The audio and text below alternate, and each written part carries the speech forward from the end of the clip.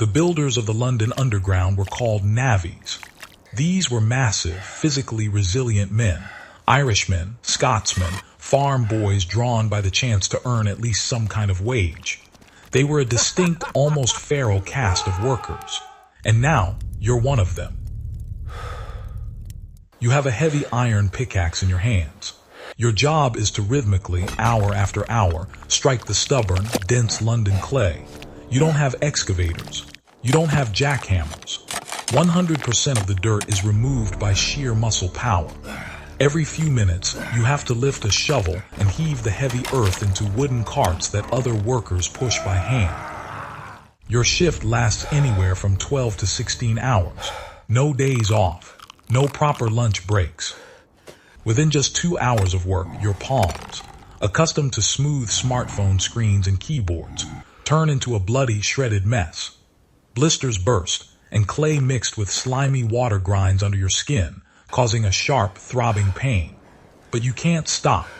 The overseer standing behind you will quickly remind you that outside the gates, there are hundreds of starving men ready to take your place for a crust of bread.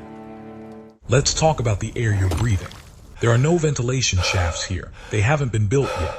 The only light in the tunnel comes from open gas jets fixed to wooden beams and oil lamps held by the workers. They burn around the clock, pumping out massive amounts of thick, greasy black smoke and soot. This smog hangs in the tunnel like a heavy shroud. Oxygen burns up instantly. After a few hours, your lungs start to burn from the inside out. You cough up black sludge. Every breath is a struggle, like you're inhaling smoke from a burning car tire. But the soot is only half the battle. The absolute worst part is the smell. And this isn't just the smell of damp earth. London in the 1860s didn't have a centralized sewer system. The city sat on millions of cesspools that had been leaking into the ground for centuries. When the workers dug the trench for the subway, they weren't digging pristine, untouched earth. They were manually shoveling centuries worth of human excrement, waste from tanneries, and slaughterhouses that saturated every handful of London soil. A heavy, sickly sweet stench of ammonia and feces fills your nostrils, causing non-stop nausea. You can't escape the smell.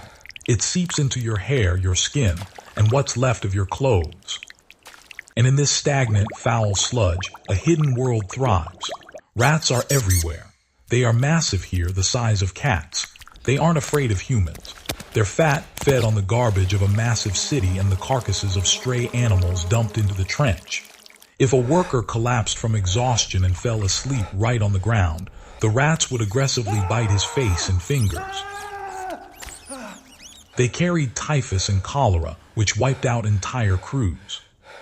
Nobody kept official death tolls on the site. The lives of the navvies were worth less than the bricks they laid.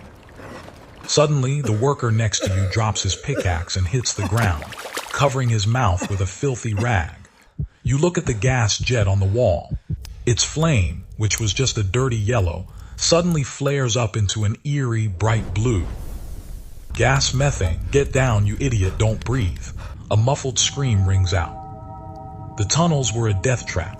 Workers constantly hit pockets of swamp methane or ruptured unmapped city gas lines. Gas would pool under the brick arches. A single stray spark from a metal pickaxe striking hard flint, and within a split second, the entire tunnel would turn into a roaring corridor of fire, incinerating lungs and burning men alive. You freeze, pressing your face into the foul, liquid mud, praying that this time you make it out. But the real disaster was still to come. It's June 1862. For several days, relentless, heavy Victorian rains have been pounding London. Water floods the open trenches, turning the clay at the bottom into a massive, soup-like swamp. But the work doesn't stop for a single second. Fowler's crew is rushing, deadlines are tight, and investors are demanding results. Your crew is working on the section near the future Farringdon station. The atmosphere is suffocating. Up above, through the brick vault, water isn't just dripping anymore. It's pouring down in thin streams. But the most terrifying part is the sound. Through the familiar noise of the city above, a bizarre, deep, vibrating rumble starts to break through. It sounds like a massive, furious beast has awoken deep inside the wall. The veteran workers turn pale. They know exactly what that sound means. Right above your heads, separated by just a few meters of soil and fresh brickwork, flows the underground Fleet River. Once a clean tributary of the Thames, by the 19th century, it had been turned into London's massive main sewer line. A gigantic brick pipe carrying thousands of tons of raw sewage, waste, and raging stormwater from across the entire metropolis under colossal pressure. Because of the prolonged downpours, the water level in the Fleet sewer has crested at a critical high. The old Victorian brickwork of the sewer line simply can't handle the pressure. Suddenly, the rumble turns into a deafening, terrifying crack. You look up at the ceiling of the subway tunnel. Right before your eyes, a massive crack snakes across the solid brick vault.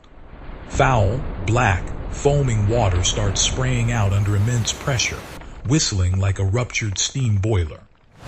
The fleet is bursting. Run for your lives. Get to the exit.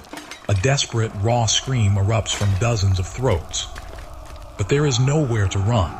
The narrow, dark tunnel becomes a total death trap. A second later, the brick ceiling above you collapses inward with a thunderous roar.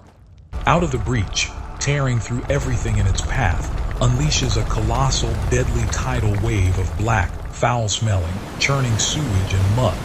It's not just a flood, it's a catastrophic tsunami of city filth. The force of the impact is unbelievable. The torrent of water instantly snaps the massive wooden scaffolding like toothpicks. Heavy timbers, iron rails, carts, everything is swept into a churning, lethal mixer. You see the worker who just growled, "Get up," get knocked off his feet and literally crushed against the brick wall by a flying log. The wave hits you square in the chest. The freezing, toxic, foul sludge fills your ears, your nose, your mouth. You're swept off your feet, spun around, and carried deep into the tunnel in pitch-black darkness. You try to surface, but above you is only the hard brick ceiling and water rising by the second. There's no air. Around you in the dark, you hear the muffled, choking, dying cries of men who realize this is the end. The Fleet River is burying alive the very men who tried to tame it. Your consciousness fades from a lack of oxygen.